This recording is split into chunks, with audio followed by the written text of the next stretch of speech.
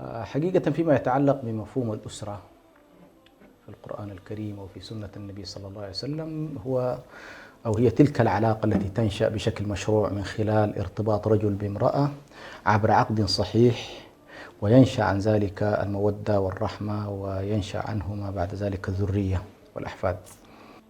الأسرة الإريترية منذ قديم الزمان، منذ أن دخل الإسلام إلى أرض إريتريا إلى وقتنا الحاضر، وهي تسير وفق التعاليم الإسلامية الأساسية في بناء الأسرة المسلمة ليتكون المجتمع الإسلامي الإريتري.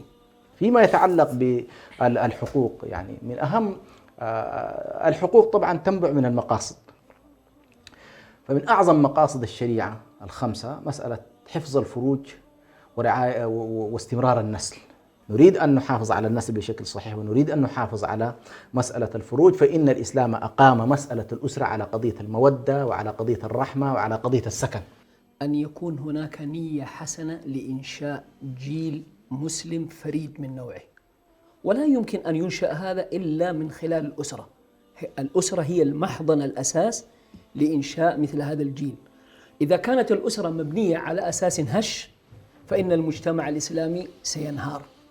ينبغي للمرأة المسلمة الإريترية بالذات أن تكون مطيعة لزوجها في المعروف.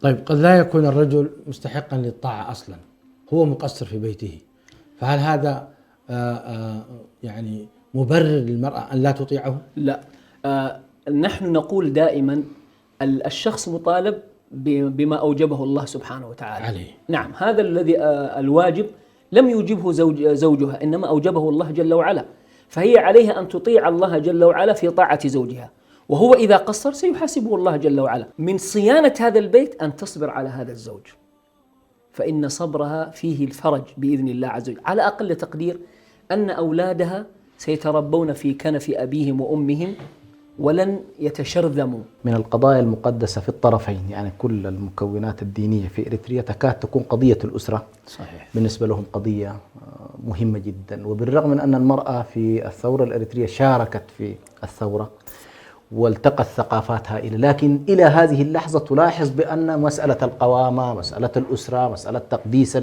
الحياة الزوجية، المبالغة الكثير جدا في قضية هذه كلها موجودة عند كل الأطراف. فهذه مسألة حقيقة نحن نشيد بها. علينا أن ننظر إلى أن هذه الأسرة مسألة أساسية في بناء المجتمع، فإذا تماسكت الأسرة تماسك المجتمع، وإذا تفككت الأسرة تفكك المجتمع. وعلينا كذلك أن ننظر إلى هذه الأسرة بأنها هي النواة التي من خلالها نحن نؤسس بإذن الله سبحانه وتعالى للمجتمع الذي نتطلع إليه، وللدولة كذلك التي نتطلع إليها. رسالتكم للشعب الإريتري والأسرة المسلمة؟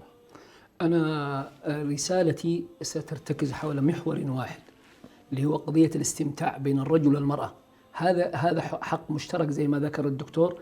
الاستمتاع ليس أحادي الجانب، هو ثنائي الجانب، ولا ينبغي أن يكون أحد الطرفين يعني يهتم والآخر لا يهتم، لأن هذا قد يؤدي إلى الوصول إن المرأة قد تلجأ إلى أساليب أخرى، وهذا مما يؤدي إلى انتشار الفاحشة في المجتمع. الكلام في هذا الموضوع ينبغي أن يكون من باب الضرورة، يعني بعض الناس يستحي أن يطرق مثل هذا الأمر، لا، ينبغي أن يطرق حتى يعالج.